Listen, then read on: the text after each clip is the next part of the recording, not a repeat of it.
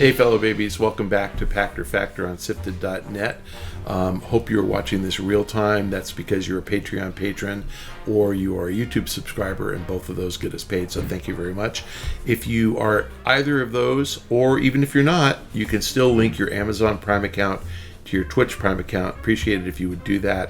The instructions are in the show description below. We get paid. It costs you nothing. So except for taking maybe about 5 clicks on your PC to get this linked, it is free to you and we get paid. So if you can, please try to remember, check out the show description and find the instructions and get those accounts linked. You got to do it every month. So please remember to do it before you sign off from watching me today. Okay, today's question from YouTube from the Beardsley1349. You've talked many times about how Nintendo should start a service using its old games. It took years to fill out the Virtual Console library on Wii and Wii U just to start all over again with Switch.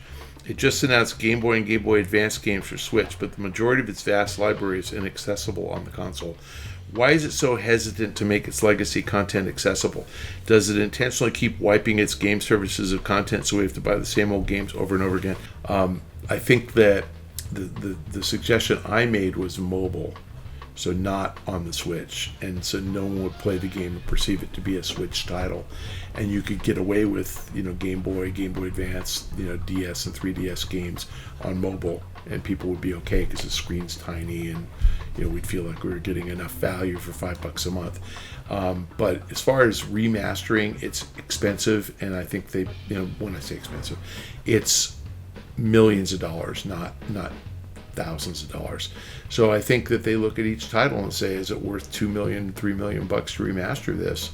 And they're picking the games they think are worthwhile, but they're not picking enough of them because I don't think they perceive enough value to putting those games on. And remastering for the Wii and the Wii U and the Switch are different platforms each time. So I think that Nintendo would be smartest to remaster for the cloud, and they could remaster their entire library and put it all on mobile, and people would embrace that.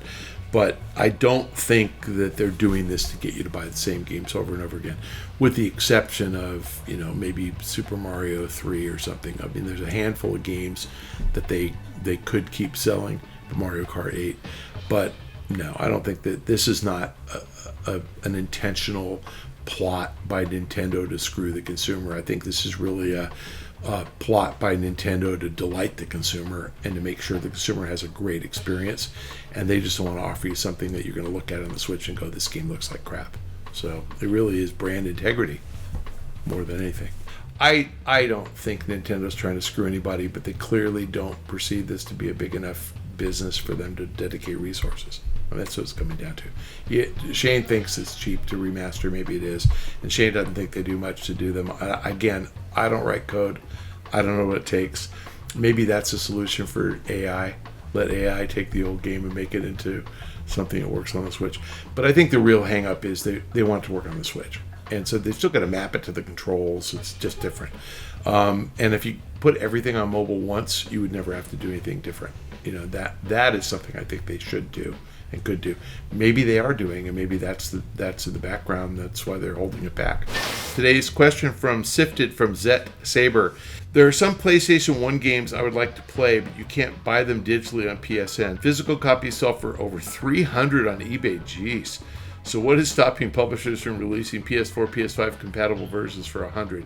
Isn't this a win-win since consumers could play the game for less, the publisher can sell the game for more? It's the same question as Nintendo and the Virtual Console. It's like they got to make it work on the PS5, and I don't know that they can. They can. They'd have to devote resources. Now, Shane thinks that's 2 guys for a week, but they probably not. That's different. It's different for 3D games. Right. It's hard to do, and it really is just they assess what it costs to fix it. And let's just say a couple $100,000. I don't know. Are they going to sell enough units to recoup their cost? And the answer is probably not. They just don't feel like it would really make any sense. I agree with you, and again, this is where the cloud's going to actually be the solution. These are the kinds of games that should be on PlayStation Plus. because you don't need a console to play PlayStation Plus. It happens in the cloud. So they can make the version that works on their server PC, and they render everything in the server on the cloud, and it works. I expect that they're working on it, and the answer is no. They're not going to charge $100. The $300 on eBay is because these things are collector's items. It's not because super bust a move. They're not on there. It's because the box art and the jewel case is cool, and they're not on there for $300 because the game is so great. People want to play it for $300. So no, I don't think that's a chance. I'd say 0.0% chance that Sony puts PS1 games back out and charges you $100.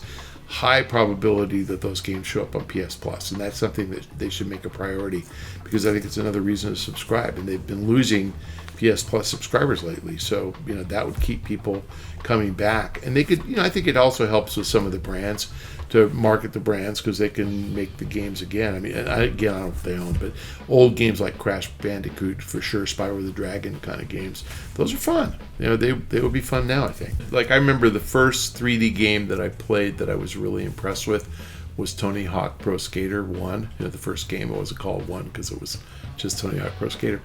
And I remember I didn't even notice this until Tony Hawk 3, but in Tony Hawk 1, nothing on the screen moved except you, Tony Hawk the skater, and his skateboard.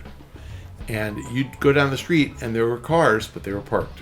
No cars were even moving on the street because the game couldn't render a moving car that was moving at a different speed than the skater. They couldn't do it. And you could crash into parked cars, but there were no moving cars. And Tony Hawk Pro Skater 3, I remember booting it up and playing it, and it was PS2, and going, oh my God, there's cars moving, there's dogs walking, there's people on the street, and they're crossing at different angles.